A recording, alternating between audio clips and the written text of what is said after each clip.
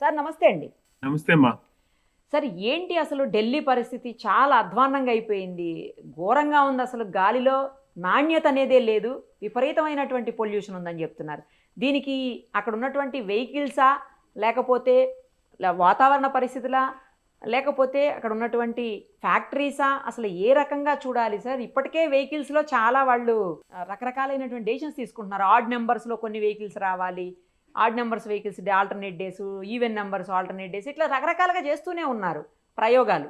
తర్వాత ఇంకా ఏంటంటే కొన్ని ఏరియాస్లో అసలు వెహికలే నడపడానికి లేదని, తర్వాత 15 ఏళ్ళు దాటినటువంటి వెహికల్ అసలు అక్కడ ఉండకూడదని, తర్వాత ఈవీ వెహికల్స్ ఉండాలని, ఇలా రకరకాలుగా పెట్టారు. కానీ అయినా ఏమాత్రం ఇంప్రూవ్మెంట్ కనిపిస్తున్నట్లేదు సార్. త్వరలో హైదరాబాద్ కూడా అదే రీచ్ అవుతుందని కొంతమంది మాట్లాడుతున్నారు. ముందు ఢిల్లీ గురించి మాట్లాడదాం సార్. ఏంటి పరిస్థితి? ఢిల్లీలో ఆల్రెడీ చుట్టుపక్కల ఉండే ఫ్యాక్టరీస్ అన్నిటినీ క్లోజ్ చేశారు. ఫ్యాక్టరీస్ నుంచి వచ్చే పొల్యూషన్ ఆల్మోస్ట్ నిల్. ఓకే. అట్లాగే వాహనాల్లో కూడా చాలా వరకు పాత వాహనాలని తీసేశారు రోడ్ నుంచి. కాబట్టి పాత వాహనాల నుంచి వచ్చే కాలుష్యం కూడా తక్కువే. కానీ ఢిల్లీ జనాభా చాలా ఎక్కువ. ఢిల్లీలో రోజు పెరిగే వాహనాల సంఖ్య కూడా ఎక్కువ. దాంతో ఢిల్లీలో ట్రాఫిక్ జామ్స్ కూడా చాలా చోట్ల అవుతుంటాయి. ఒక ప్రదేశం నుంచి ఇంకో ప్రదేశానికి అదే మెట్రోలో వెళ్తే 20-25 నిమిషాల్లో వెళ్ళగలిగింది. సరే. అది రోడ్ మీద వెళ్తే 1 అవర్ 1.5 అవర్ పట్టే అవకాశం.